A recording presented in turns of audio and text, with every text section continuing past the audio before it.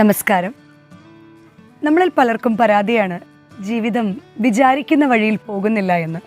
എൻ്റെ ജീവിതം പൊട്ടിയൊരു കണ്ണാടി പോലെയാണെന്നൊക്കെ പരാതി പറയുന്നവരേറെയാണ് നമ്മുടെ കൂട്ടത്തിൽ. ഒരിക്കൽ രണ്ട് സുഹൃത്തുക്കൾ ഇങ്ങനെ കാറിൽ യാത്ര ചെയ്യുക. പോകും വഴിക്ക് ഒരു വലിയ ആക്സിഡൻ്റ് അവർ കണ്ടു. അവർ വണ്ടി നിർത്തി നോക്കി. കണ്ണാടി ചില്ലുകളെല്ലാം ഇങ്ങനെ റോഡിൽ ചിന്നിച്ചിതറി കിടക്കുക. തിരിച്ച് വണ്ടിയിലേക്ക് കയറി. സുഹൃത്ത് മറ്റേയാളോട് പറഞ്ഞു, എടോ, എൻ്റെ ജീവിതവും ആ കണ്ണാടി പോലെയാണ്. ഇയാൾ ചോദിച്ചു, എന്തു പറ്റി?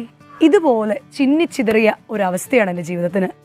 പെട്ടെന്ന് തന്നെ വണ്ടി നിർത്തിയിട്ട് ആ കൂട്ടുകാരൻ പുറകിലേക്ക് നടന്ന് ആ പൊട്ടിയ കണ്ണാടി കഷ്ണത്തിൽ ഒന്നെടുത്തു. എന്നിട്ട് സങ്കടപ്പെട്ടിരിക്കുന്നത് എൻ്റെ കൂട്ടുകാരൻ്റെ കയ്യിൽ കൊടുത്തിട്ട് ചോദിച്ചു, എന്ത് കാണുന്നു? അയാൾ പറഞ്ഞു, പൊട്ടിയ കണ്ണാടി, അല്ലാതെ എന്ത് കാണാനാ? കൂട്ടുകാരൻ വീണ്ടും പറഞ്ഞു, സൂക്ഷിച്ചു നോക്കൂ, എന്ത് കാണുന്നു? അയാൾ പറഞ്ഞു, എൻ്റെ മുഖം കാണുന്നു. ഇനി അല്പം കണ്ണാടി ഒന്ന് ചരിച്ചു പിടിക്കൂ. ചരിച്ചു പിടിച്ചിട്ട് ചോദിച്ചു, ഇപ്പോൾ നീ എന്ത് കാണുന്നു? അയാൾ മറുപടിയായി പറഞ്ഞു, പിന്നിലുള്ള കാറിൻ്റെ സീറ്റ് കാണുന്നു.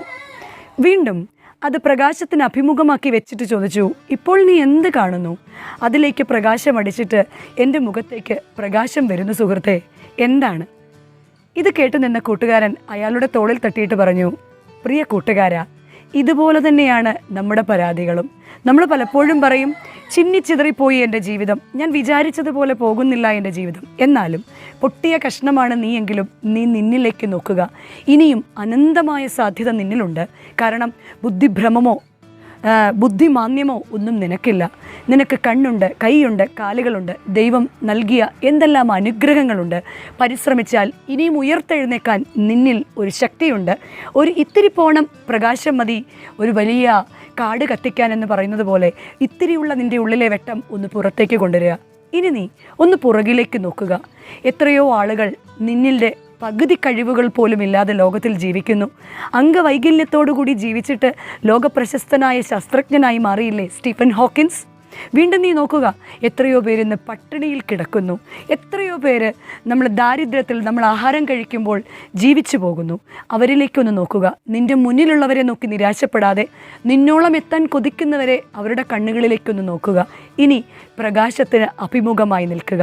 എപ്പോഴും പോസിറ്റീവ് ചിന്താഗതികളോടുകൂടി നിൻ്റെ ചിന്തകളെ പ്രകാശത്തിന് അഭിമുഖമാകുമ്പോൾ നിന്നിലേക്ക് പ്രകാശം വരികയും മറ്റുള്ളവരിലേക്ക് പ്രകാശം കൊടുക്കുവാൻ നിനക്ക് സാധിക്കുകയും ചെയ്യും. ആയതിന് നിൻ്റെ അനുഗ്രഹങ്ങളെ നിനക്ക് എണ്ണി നോക്കാം.